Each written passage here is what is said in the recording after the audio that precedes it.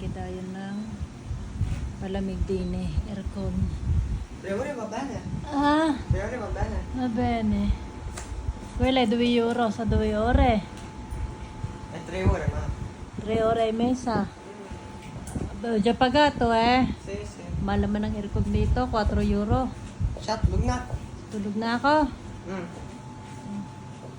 Anong kuwari? Ang batyo ko? Lug na. Kasi patato, hindi pa nabatyo. Ay, bayad na ako ha, sa dyan. Baka singilin mo na naman ako. So, napagato eh. Okay. Kuy! Baka maningil na naman.